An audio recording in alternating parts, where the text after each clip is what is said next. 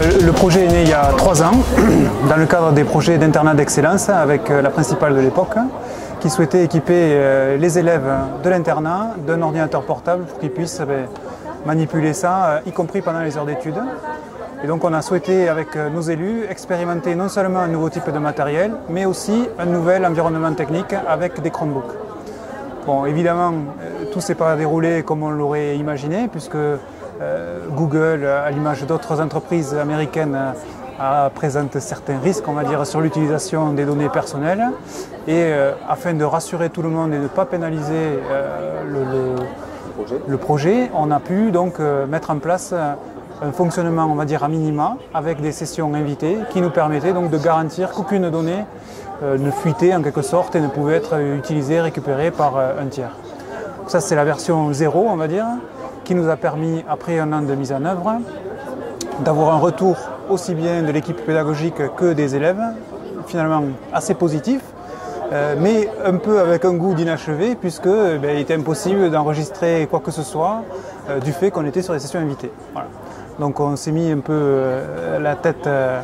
en quatre, on a réfléchi, on s'est creusé les méninges et on a sollicité donc la société Hydroid de façon à ce qu'eux se positionnent comme un tiers de confiance entre les Chromebooks et Google, et eux garantissent en quelque sorte l'anonymisation des données personnelles qui vont être envoyées chez Google. Donc on a soumis ce projet à l'inspection d'académie, au DPO de l'académie, et après pas mal de preuves, de démonstrations, on a obtenu leur accord et donc on a travaillé comme ça sur une année. Pour autant, il nous manquait une brique pour que le projet soit ficelé de A jusqu'à Z. Et ce qui nous manquait, c'était l'authentification. Et depuis quelques années, l'Éducation nationale travaille sur un système qui s'appelle EduConnect, et donc qui offre des services d'authentification pour l'heure principalement à des services web, je pense aux ENT, aux gares, etc.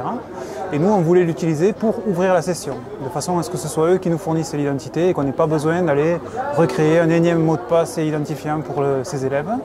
Et donc cette année, après voilà, toujours pareil, des discussions, des groupes de travail, des preuves, etc., on a obtenu le feu vert du ministère de l'Éducation nationale pour mettre en œuvre cette expérimentation. Donc on en est là aujourd'hui, on doit récupérer les fichiers d'initialisation, paramétrer Hydroid de façon à ce que l'authentification soit assurée par EduConnect. Et dès qu'on en sera là, et bien en fait, nos élèves du collège Mario Beleg à Axe pourront se connecter avec le même identifiant sur leur Chromebook, sur le NT, et se souvenir que d'un mot de passe. Donc on y voit quand même un large bénéfice, en espérant que ça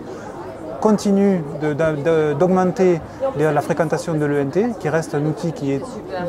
hyper puissant mais très peu utilisé finalement en comparaison des fonctionnalités qu'il offre, et donc de continuer à développer plus avant le numérique éducatif dans les collèges ariégeois.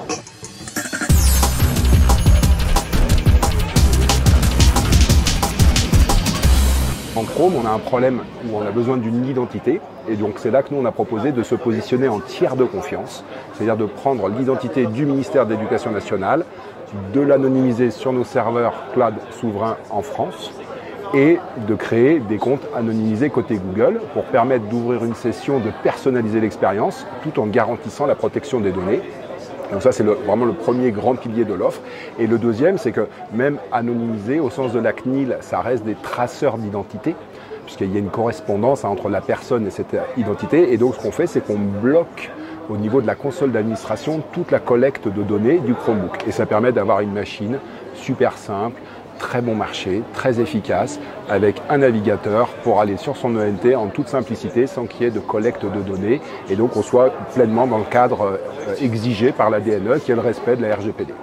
Côté prof, ils adorent, c'est que tu prends la bécane, tu appuies, 4 secondes après, ça a démarré, c'est jamais en panne, ça marche. Et côté DSI, en fait, c'est probablement l'OS le plus simple à manager, alors avec Hydroid, parce que bon, il y a une partie complexe chez Google, mais que nous on prend à notre charge pour simplifier la vie, et donc c'est simple pour tout le monde, et pour nos amis des finances, en plus c'est pas cher.